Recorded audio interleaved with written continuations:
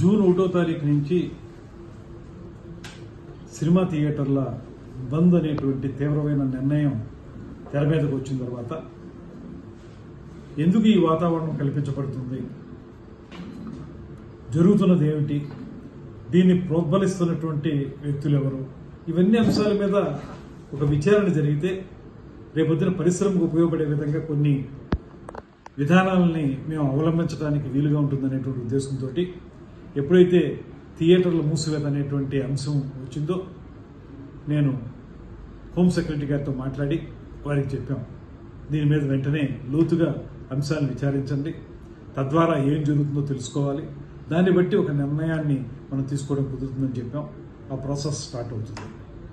అయితే ఇవాళ ఒకటే మేము చెప్పేది అందరికీ కూడా, సినిమా రంగానికి చెందిన వారికి కూడా చెప్పేది, ఈ ప్రభుత్వం ముఖ్యమంత్రి చంద్రబాబు నాయుడు గారి నేతృత్వంలో అధికారంలోకి వచ్చిన దగ్గర నుంచి కూడా పరిశ్రమకి పూర్తిగా సహకారం అందించాలనేటువంటి ఆలోచనతో గత ప్రభుత్వంలా కాకుండా ఈ ప్రభుత్వం పూర్తిగా అన్ని అంశాలని పరిశీలించి మీకు సహకారం పెద్ద ఎత్తున ఇవ్వాలనేటువంటి ఆలోచన చేస్తున్న విషయం అందరికీ తెలుసు సినిమా పరిశ్రమ వారికి. దాంతోపాటు ఉప ముఖ్యమంత్రి పవన్ కళ్యాణ్ గారు స్వయంగా ఆయన సినిమా రంగం నుంచి వచ్చారు. ఆయన స్పష్టంగా అధికారంలోకి వచ్చిన వెంటనే ఒక సమావేశాన్ని ఏర్పాటు చేసి పెద్ద నిర్మాతలందరినీ కూర్చోబెట్టి మాట్లాడి మీకు ఏ సమస్యలు ఉంటే వాటిని అన్నింటినీ పరిష్కరించడానికి మేము సిద్ధంగా ఉన్నాం, అదేవిధంగా సినిమా రంగాన్ని గౌరవించాల్సినటువంటి బాధ్యతను మేము తీసుకున్నాం, గతంలోలా కాదు అనేటువంటి మాట చెప్పి ఏ సమస్య మీకు ఇబ్బంది ఉన్నా కూడా మా సినిమాటోగ్రఫీ మినిస్టర్ ఉన్నారు, తనతో మాట్లాడండి అనేటువంటి మాట కూడా వారికి చెప్పడం జరిగింది.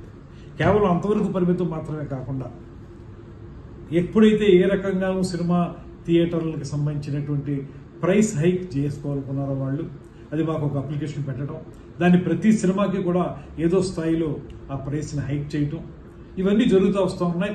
ఏ నిర్మాత కూడా ఇబ్బంది పడినటువంటి పరిస్థితి. అదేవిధంగా సినిమా నిర్మాణం జరిగేటప్పుడు రాష్ట్రంలో ఎక్కడ ఏం జరుగుతున్నా కూడా వారికి ఏ అనుమతులు కావాల్సి వచ్చినప్పటికీ కూడా వెంటనే స్పందిస్తున్నాం. ఎక్కడైనా చిన్న చిన్న ఇబ్బందులు ఉంటే వారు చాలా సందర్భాల్లో నిర్మాతలందరూ కూడా నన్ను కాంటాక్ట్ చేస్తూ ఉంటారు. చేసిన వెంటనే వారికి అనుమతులు ఇచ్చే విషయంలో కానీ ఇతరత్ర అంశాల్లో కానీ వెంటనే స్పందించి వారికి ఆ రకమైనటువంటి సహకారాన్ని కూడా అందిస్తూ ఉన్నాం.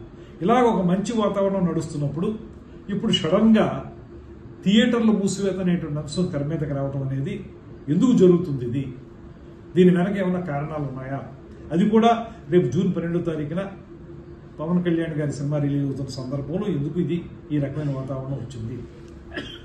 అదే సందర్భంలో ఒకవేళ మీరు థియేటర్లు మూసివేయాలనేటువంటి నిర్ణయం కానీ తీసుకున్నట్లయితే ఆ నిర్ణయాన్ని అసలు మీరు ముందు ఎవరితో చర్చించి ఆ నిర్ణయానికి రావాలి, కానీ ఎకాయికీని థియేటర్లు మూసివేత అనేటువంటి తీవ్రమైన నిర్ణయానికి రావడానికి మీకు దోహదం చేసినటువంటి కారణాలు ఏంటి, ఇవన్నీ తెలియాల్సిన అవసరం ఉంది. కనుక ఈ విచారణ చేపట్టడం అనేటువంటిది కార్యక్రమాన్ని మేము తీసుకోవడం జరిగింది.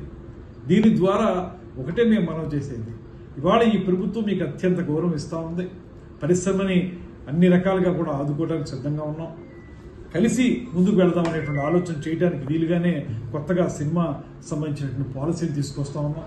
పాలసీ తీసుకొచ్చినప్పుడు ప్రతిసారి మీరు మాకు ఒక అప్లికేషన్ పెట్టుకునే పరిస్థితి లేకుండా, ప్రతి సినిమాకి విడివిడిగా అడగక్కర్లేకుండా ఒక పాలసీ ద్వారా మొత్తం అందరికీ కూడా ఏదో రకంగా సపోర్ట్ ఉండేలాగా మేము ఒక నిర్ణయం తీసుకోబోతున్నాం.